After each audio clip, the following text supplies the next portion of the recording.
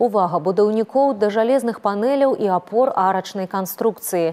Іх чысцяць ад іржы і старога пакрыцця. Ніжнія апоры ўжо апрацаваны антыкаразійнай фарбай, каб забяспечыць устойлівасць да пагодных умоў. Да афарбоўкі кожную дэталь старанна чысцяць з выкарыстаннем пяску. В целях безопасности проводятся строительно-монтажные работы по укреплению металлических изделий, их пескоструйка, покраска.